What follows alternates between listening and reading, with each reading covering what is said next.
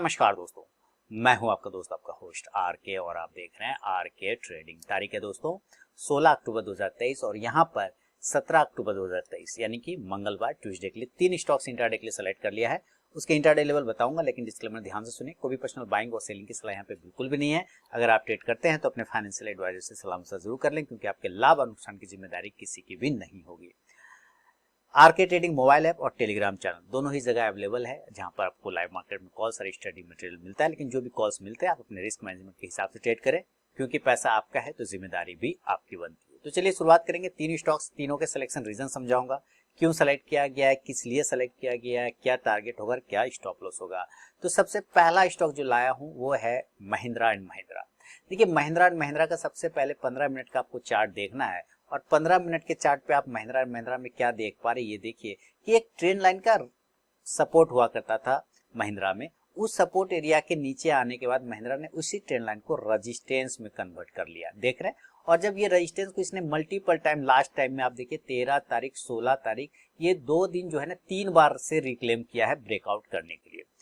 अब चांस है कि 3 बार से टेस्ट कर रहा है, तो हो सकता है ये ब्रेकआउट कर भी जाए। और दूसरा चांस क्या बनता है कि जिस तरह यहां पर से रिजेक्शन लेके वो नीचे आया था, तो हो सकता है इस जगह से भी नीचे गिर जाए। इसके वजह से ये सेलेक्ट किया गया है एमएनएम यानी महिंद्रा एंड महिंद्रा। तो कल यानी कि मंगलवार को 17 तारीख को अगर ये ऊपर के लेवल 1580 रुपए को ब्रेक करता है तो एक बाइंग अपॉर्चुनिटी बन सकता है, जो स्टॉप लॉस 1573 1573 का लेके चलेंगे। और जो टारगेट होगा इस कंडीशन में वो 1587 रुपए, और दूसरा टारगेट होगा 1594 रुपए, और तीसरा टारगेट 1594 का, तीसरा टारगेट होगा 1601 रुपए यानी कि 1601 का। लेकिन अगर ये रिजेक्शन लेता है तब सेल साइड जाने की कोशिश करेगा, और सेलिंग का लेवल आपको यहाँ पे बेचना है 1570 के नीचे, सेल बिलो 1570, और जो स्टॉप लॉस होगा इस कंडीशन में 1577 1577 रुपए का। और जो टारगेट होगा इस कंडीशन में 1563 1563 का, दूसरा टारगेट होगा 1556 1556 का, और तीसरा टारगेट होगा 1549 1549 रुपए का। शुरू के 5 मिनट बिल्कुल भी आपको ट्रेड को अवॉइड करके चलना है। उसके बाद अगर स्टॉक बाइंग या सेलिंग लेवल को एग्जीक्यूट करे तो ट्रेड करे, अदरवाइज उस ट्रेड को आप अवॉइड कर दीजिए। तो ये है पहला स्टॉक एमएनएम। बढ़ूंगा सेकेंड स्टॉक की तरफ में, और सेकेंड स्टॉक का नाम आपके सामने आ रहा है वोल्टास। देखिए ये वोल्टास का भी सिलेक्शन रीजन समझेंगे, क्यों सेलेक्ट किया गया है वोल्टास को। और ये आ रहा है आपके सामने में वोल्टास का चार्ट। वोल्टास अभी काफी एसी वगैरह बिकेगा, और पंखा ये कहते हैं फ्रिज वगैरह भी बिकेगा दिवाली में ना, तो वो अलग बात है, वो तो इन्वेस्टमेंट पर्पज हो जाएगा। अभी देखिए 15 मिनट टाइम फ्रेम पर, 15 मिनट के टाइम फ्रेम पर वोल्टास ने एक असेंडिंग ट्रायंगल पैटर्न, 15 मिनट का चार्ट है, असेंडिंग ट्रायंगल पैटर्न का निर्माण किया है। असेंडिंग ट्रायंगल पैटर्न के संरचना को इसने पूरा कर लिया है, कंप्लीट कर लिया है। एक ट्रेंड लाइन नीचे से जो कि अपसाइड में जा रहा है, ऊपर से एक हॉरिजॉन्टल लाइन का रेजिस्टेंस है, यानी कि असेंडिंग ट्रायंगल पैटर्न। इस ट्रायंगल पैटर्न के ऊपर अगर ये ब्रेकआउट करता है 856 के ऊपर, तो एक बाइंग अपॉर्चुनिटी देखने को बन सकता है बाय अबव 856, और जो स्टॉप लॉस होगा वो 850 रुपए का 850 का लेके चलेंगे। और जो टारगेट होगा वो 862 862, दूसरा 868 878, और तीसरा 874 874 रुपए का। इन केस अगर ये नीचे के एरिया को ब्रेक करता है, और अगर इस नीचे के एरिया को ब्रेक कर देता है वोल्टास अगर, तो सेलिंग साइड जाएंगे, तो सेल करेंगे हम लोग वोल्टास को, सेल बिलो 848 848 के नीचे सेल करना है। और जो स्टॉप लॉस होगा वो 854 854 रुपए का लेके चलेंगे।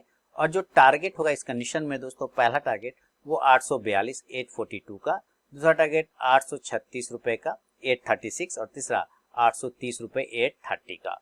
फर्स्ट टारगेट के पास भी स्टॉक पहुंचता है तो जरूर अपना 50 to 70% क्वांटिटी बुक कीजिए, बाकी का अपना स्टॉप लॉस टेल करके चल सकते हैं। तो ये है सेकेंड स्टॉक वोल्टास।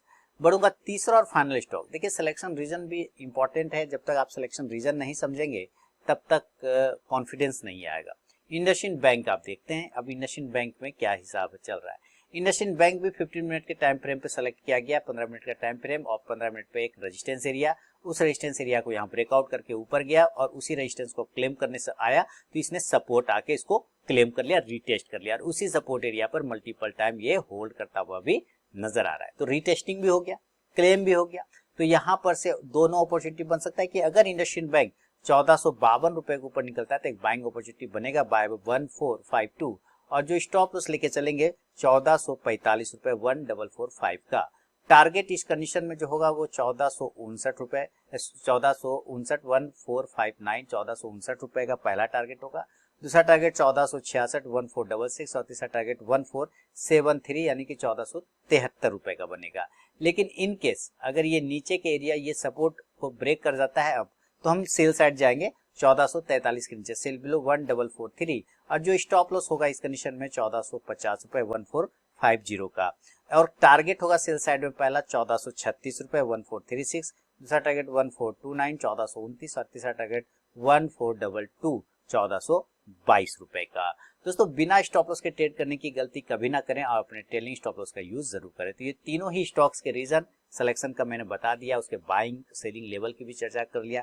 पसंद आया तो जरूर कमेंट करके मुझे बताएं और टेलीग्राम चैनल और साथ ही आरके ट्रेडिंग मोबाइल ऐप को ज्वाइन करना बिल्कुल ना भूलें लाइव मार्केट में कॉल्स के लिए। तो मिलूंगा नेक्स्ट वीडियो में, तब तक के लिए बहुत बहुत धन्यवाद।